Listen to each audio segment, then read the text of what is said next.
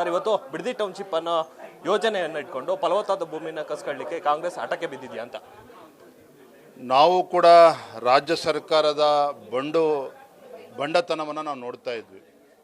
ಹಾಗಾಗಿ ಸ್ವತಃ ನಾವು ಕೂಡ ಬಂದು ಹೊಲಗಳನ್ನು ಭೇಟಿ ಮಾಡಬೇಕು, ರೈತರನ್ನ ಮಾತಾಡಿಸ್ಬೇಕು ಅಂಥೇಳಿ ವಿಪಕ್ಷ ನಾಯಕರುಗಳು, ನಮ್ಮೆಲ್ಲ ಮುಖಂಡರುಗಳು ಎಲ್ಲರೂ ಕೂಡ ಬಂದಿದ್ದೇವೆ. ಮೇಲ್ನೋಟಕ್ಕೆ ಗೊತ್ತಾಗ್ತಾ ಇದೆ, ರಾಜ್ಯ ಸರ್ಕಾರ ರೈತರ ಹಿತಾಸಕ್ತಿಯನ್ನು ಬದಿಗಿಟ್ಟು ರಿಯಲ್ ಎಸ್ಟೇಟ್ ದಂಧೆ ಮಾಡೋದಕ್ಕೆ ಇವತ್ತು ರಾಜ್ಯ ಸರ್ಕಾರವೇ ಮುಂದಾಗಿದೆ ಅನ್ನುವ ಅಭಿಪ್ರಾಯ ರೈತರಲ್ಲಿ ಈಗಾಗಲೇ ಮನೆ ಮಾಡಿರುವಂಥದ್ದು. ರೈತರುಗಳು ಸ್ವತಃ ಹೇಳ್ತಾ ಇದ್ರು, ಗುಂಡಾಗಳಿಂದ ಬೆದರಿಕೆ ಹಾಕ್ತಾ ಇದ್ದಾರೆ. ನಾವು 40-50 ವರ್ಷದಿಂದಲೇ ಬೆಳೆಯನ್ನು ಬೆಳೀತಾ ಇದ್ದೇವೆ, ತೆಂಗಿದೆ, ಸಪೋಟ ಬೆಳೀತಾ ಇದ್ದಾರೆ, ರೇಷ್ಮೆ ಕೂಡ ಅಲ್ಲಿ ಅಭಿವೃದ್ಧಿ ಪಡಿಸ್ತಾ ಇದ್ದಾರೆ. ಇವತ್ತು ಈ ರೀತಿ ಎಲ್ಲ ರೈತರ ಪೂರ್ವಕವಾಗಿರ್ತಕ್ಕಂಥ ಜಮೀನುಗಳಿದ್ದರೂ ಸಹ ಯಾವುದೇ ನೀರಿನ ಸಮಸ್ಯೆನೂ ಕೂಡ ಇಲ್ಲ. ಫಲವತ್ತಾಗಿರ್ತಕ್ಕಂಥ ಭೂಮಿಯನ್ನು ರಾಜ್ಯ ಸರ್ಕಾರ ತನ್ನ ಟೌನ್ಶಿಪ್ಗೆ ಕಸ್ಕೊಳ್ಳೋಕೆ ಹೊರಟಿದೆ.